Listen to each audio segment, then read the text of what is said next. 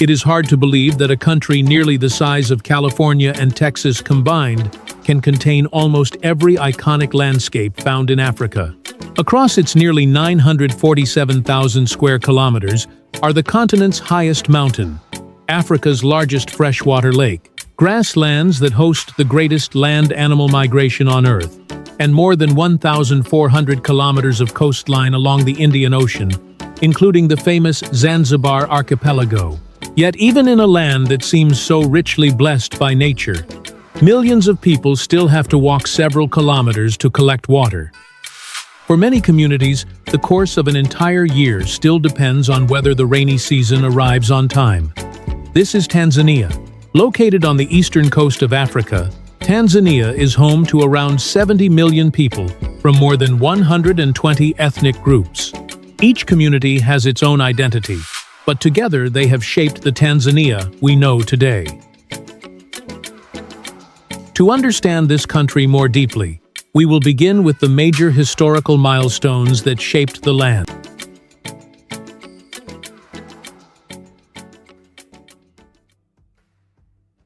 Centuries ago, Arab and Persian trading ships arrived in Zanzibar, bringing goods, Islam, and spices. The blending of African, Arab, and Indian influences gradually gave rise to Swahili culture, which can still be seen in the streets of Stone Town and in the rhythm of coastal life today.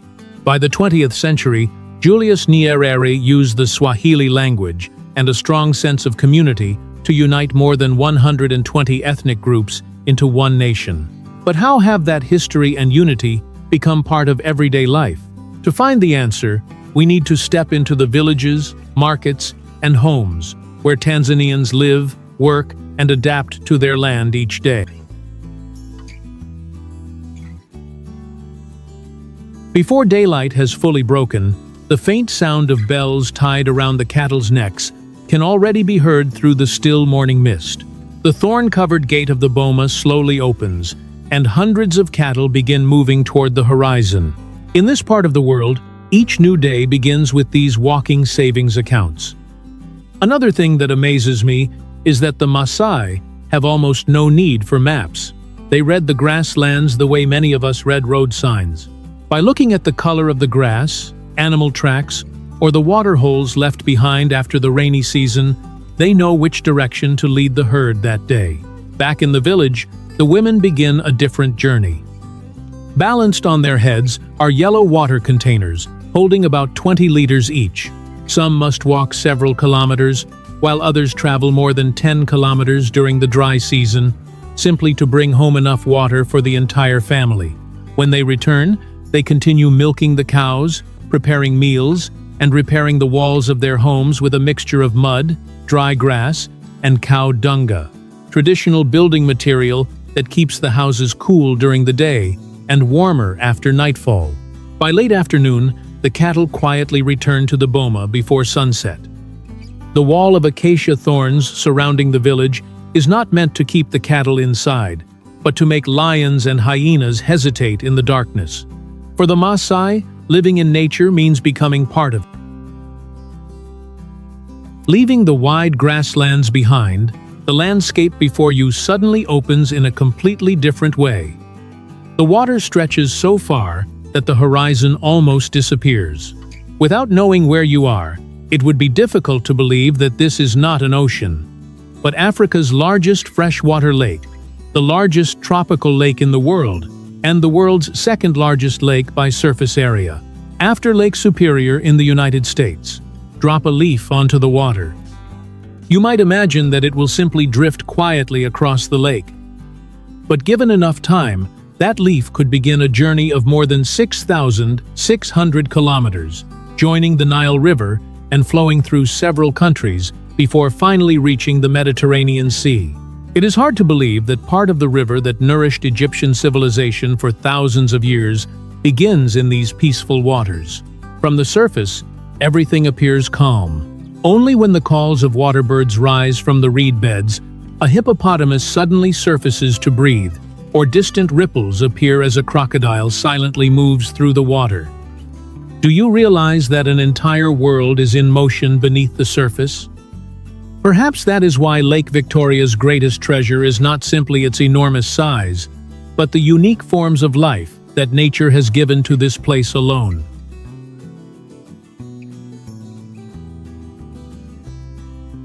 As soon as the sun rises above the horizon, the fishing docks along Lake Victoria come alive.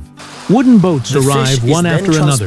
Baskets of fish are passed from the boats to the shore, and buyers and sellers quickly gather before the first catch of the day leaves the lakeside. Only a few hours earlier, all of these fish were still out in the middle of the lake.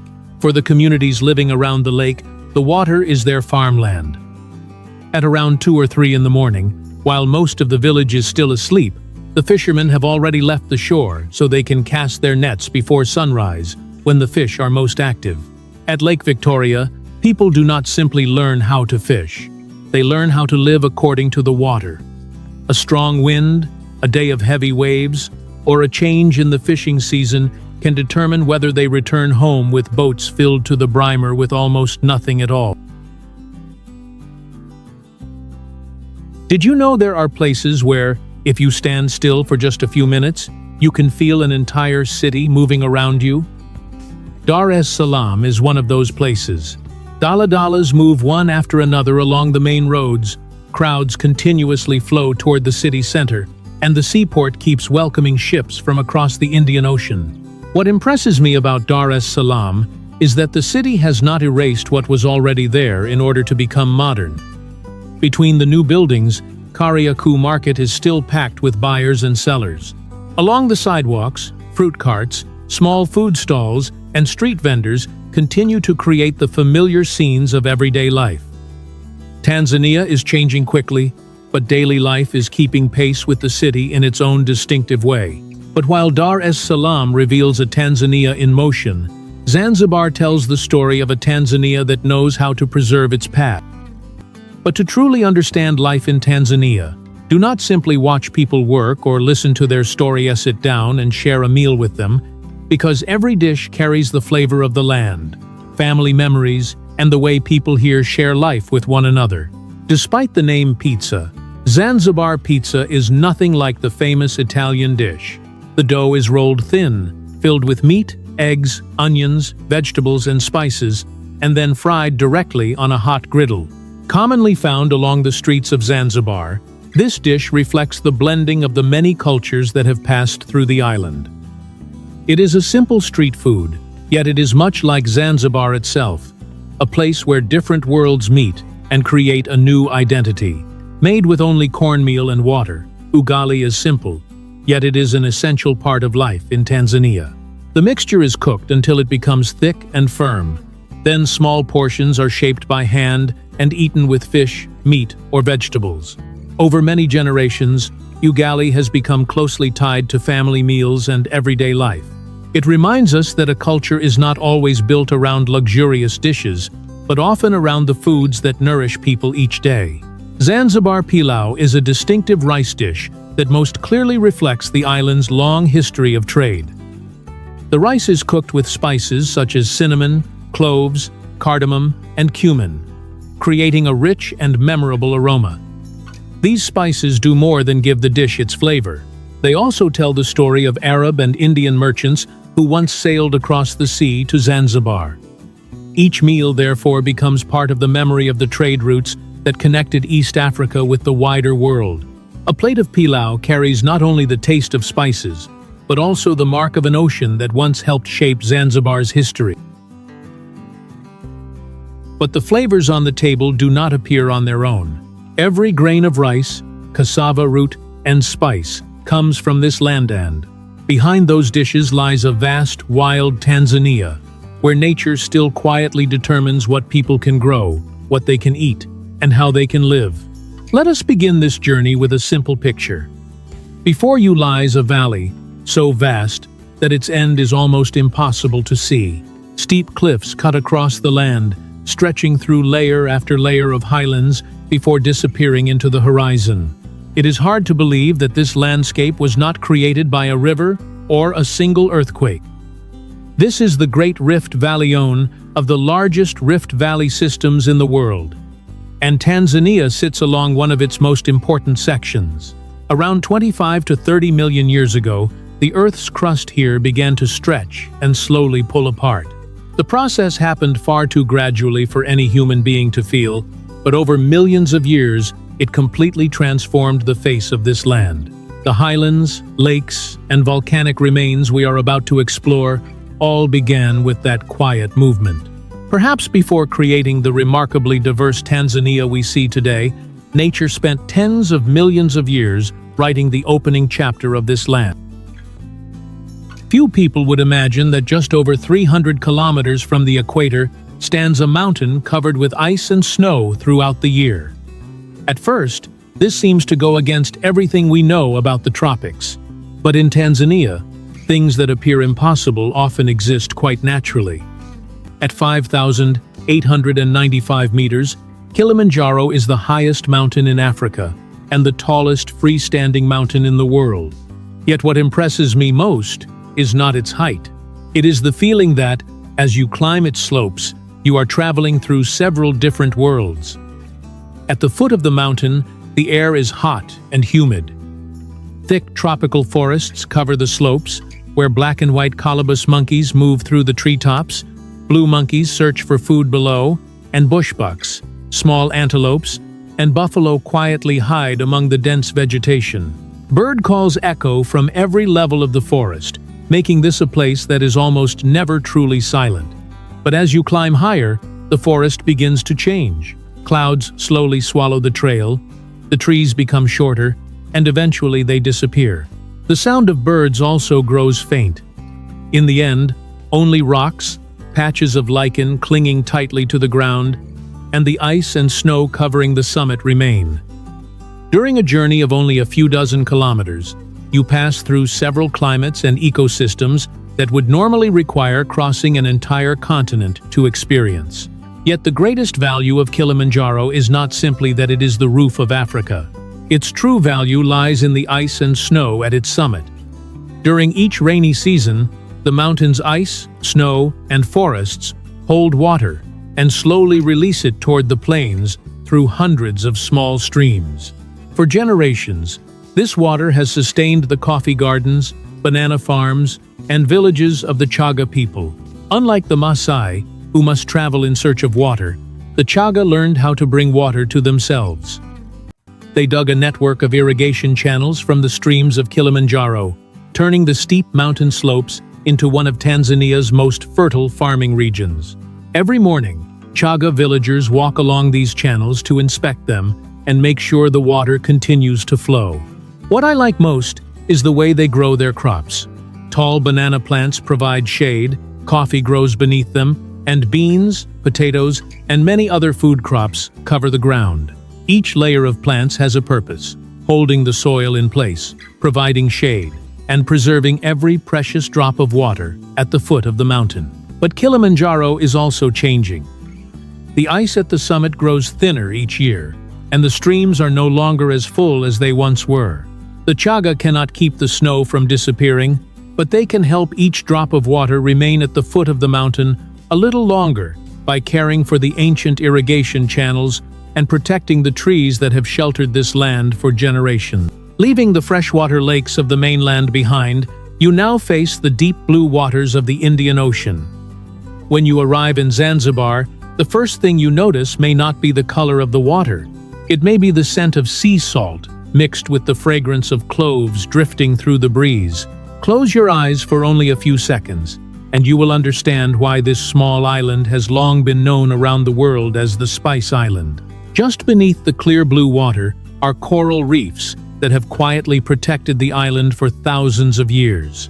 They soften the ocean waves and support a colorful ecosystem filled with sea turtles, dolphins, and hundreds of species of tropical fish. Perhaps that is why, when seen from above, Zanzibar looks more like a giant coral formation floating in the Indian Ocean than an ordinary island. Leaving the coast behind, you enter Jozani Forest. Leaves rustle gently in the treetops, and then a flash of red quickly passes overhead. It is the Zanzibar red colobus monkey. What stays with me most is that this forest is the only place in the world where these monkeys can still be seen. Some animals belong to an entire continent. Others have placed their entire fate in the hands of one small island in the middle of the Indian Ocean. Perhaps that is why Zanzibar always leaves me with such a different feeling. The island is not simply surrounded by the sea. The sea itself has quietly protected it for thousands of years, allowing forms of life to survive here among the blue waters of the Indian Ocean that you cannot find anywhere else on Earth once you leave Zanzibar. And at the heart of this island is a place where you can feel that blending of cultures most clearly: Stone Town. It was once one of East Africa's busiest seaports, a place where many cultures met. Yet even in the middle of all that activity, there are moments when the entire city becomes quiet. This happens when the Adanthi Muslim call to prayer rises from the mosques scattered throughout Stone Town. For a few minutes, the bargaining stops. Footsteps slow down. A city built around trade makes room for faith. And that is what makes Zanzibar different. This island was not shaped only by blue seas and white beaches. It was shaped by the meeting of the cultures that once arrived here, by the ships that entered its harbor, and by the communities that still preserve their own rhythm of life in a world that is moving faster every day. If there is one place where you can hear nature speak, it is the Serengeti. At the beginning of the rainy season, the ground starts to tremble ever so slightly, not because of an earthquake, but because millions of hooves are striking the grasslands at the same time. From the horizon, clouds of red dust rise like a storm moving closer. Then you see them, herd after herd, stretching so far that they almost blend into the horizon. This is the largest land migration in the world. Every year, more than 1.2 million wildebeest, around 300,000 zebras, and hundreds of thousands of Thompson's gazelles take part in the greatest land migration on Earth. Seen from above, the herds form long, winding black bands across the golden grasslands, like rivers that breathe as they flow across East Africa. But not a single animal knows the destination in advance. They simply follow the scent of the rain. In the Serengeti, rain does more than bring water. It awakens the grasslands. Fresh shoots feed the herds of wildebeest and zebras. Those grazing animals, in turn, feed lions, leopards, hyenas, and African wild dogs. When an animal falls, vultures appear in the sky almost immediately, returning everything to the earth so that another cycle can begin with the next rainy season. Perhaps that is why the Serengeti is never truly silent. Even when you cannot see a single animal, you can still hear nature at work. That is also why the Serengeti is one of the very few places on Earth where you can still watch an almost complete ecosystem functioning right before your eyes. Comment prompt. Before we continue to the next destinations, I would like to ask you for one small favor. As you watch, if there is a detail that makes you pause for a few seconds and think, please leave a comment and tell me what it was. I read every one of them, and perhaps the idea for a future video will begin with your comment. Did you know that some places are created by nature as little more than a beautiful landscape, while in others, nature creates an entire world? Ngorongoro is one of those places. Join me on the rim of the Ngorongoro crater, just as the sun begins to rise. The wind brushes across the edge, while clouds still drift slowly beneath your feet. Then, when you look down, the first feeling is not that you are standing on a mountain. It is that you are looking into another world. Below lies a natural basin covering nearly 260 square kilometers, more than 4 times the size of Manhattan. Golden grasslands stretch across the crater floor, dark green acacia groves rise from the plains, and lakes sparkle in the early morning sunlight. It is hard to believe that this entire landscape was once the summit of a massive volcano. After an eruption around 2 to 3 million years ago, the summit collapsed, leaving behind the largest intact volcanic caldera in the world. The remarkable thing is that nature did not allow this empty space to be forgotten. It transformed the crater into one of the few nearly self-contained ecosystems still remaining on Earth. More than 25,000 large animals live together inside this basin. In a single morning, you may see elephants quietly moving through the Lirai forest, hippos rising from the water, herds of zebras and antelopes covering the grasslands, and lions patiently watching from beneath the trees. Every form of life seems to have been gathered inside the enormous bowl created by nature.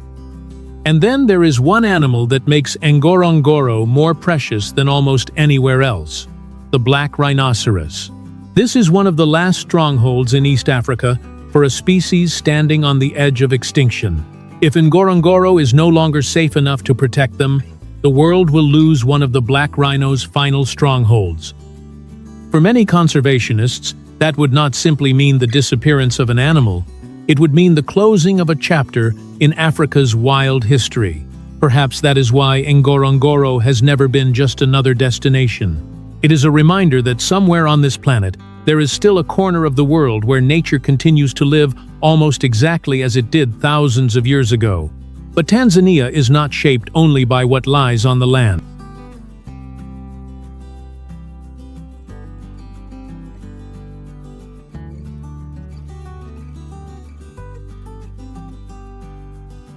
But there is one thing I realized after traveling through all these places. Tanzania's natural beauty is so remarkable that it can sometimes make us forget one simple truth. This land was never designed to make life easy for people.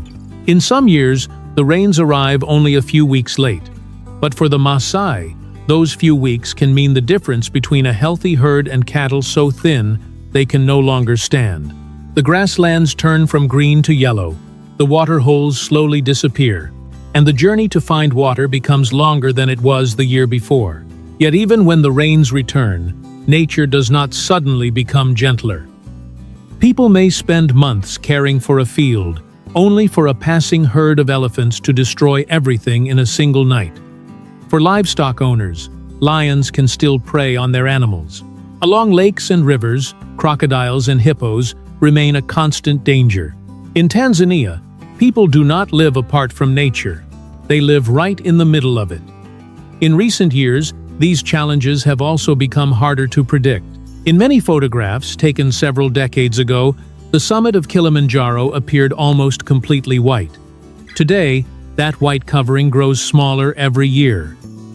The concern is not simply that a mountain is losing its snow, but that millions of people living below it could lose the water source that has sustained them for generations.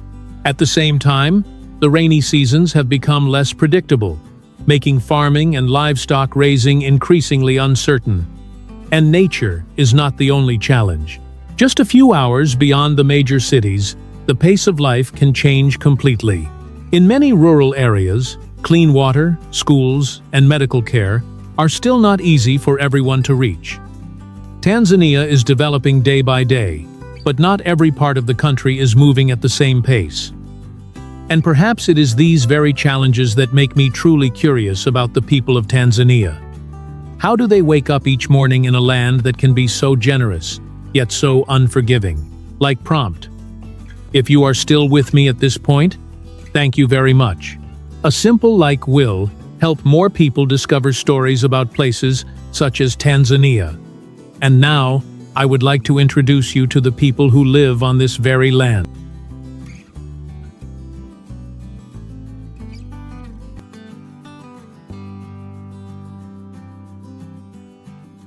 And no journey here would be complete without experiencing its festivals. Held in Stone Town, Zanzibar, Sauti za Busara is one of East Africa's most prominent music festivals. Each year, artists from many African countries gather here to share the music, dances, and cultural stories of their communities. More than simply a stage for entertainment, the festival reflects the cultural exchange that has shaped Zanzibar over the centuries. Among the old streets that once welcomed civilizations from across the Indian Ocean, music becomes a way for the past and present to meet. In the village of Makunduchi on Zanzibar, the Shirazi people welcome the new year in a very different way. During the Mwaka Kagwa festival, men take part in a symbolic fight using banana stalks to release the disagreements of the previous year. Afterward, the community sings, dances, and lights fires together to welcome a new beginning.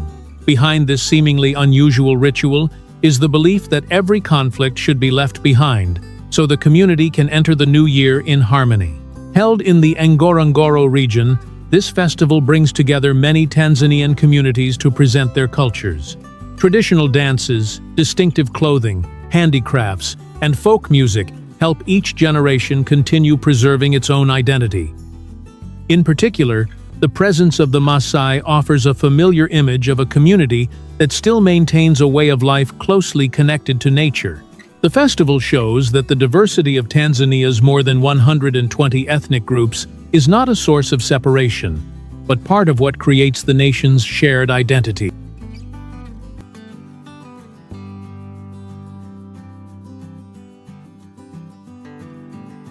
Before we bring our journey through Tanzania to a close, remember that this is not only the land of Kilimanjaro, the Serengeti, or Zanzibar's beautiful beaches. It is a country shaped by magnificent nature, cultural diversity, and communities that have preserved their identities across many generations. The best time to explore Tanzania is usually from June through October, when the weather is drier and many animals gather around water sources. A journey often begins in Dar es Salaam, Arusha, or Zanzibar, depending on whether you want to explore city life, nature, or coastal culture. But when you visit Tanzania, do not search only for its famous landscapes. Take time to listen to Swahili spoken in the streets, notice the red clothing of the Maasai, experience the slower rhythm of life in Zanzibar, and discover the stories preserved through music, food, and tradition. Because Tanzania's greatest value lies not only in the wonders the world already knows, but in the way its people live alongside nature and turn diversity into part of the nation's shared identity. If Tanzania has left an impression on you during this journey, please share your thoughts in the comments and subscribe to our channel. Every subscription gives us additional support to continue our research and produce the highest quality videos possible. And every story you leave behind helps all of us understand more about the many different places around the world. Thank you for spending your time with us on today's journey. We will see you again in the next destination.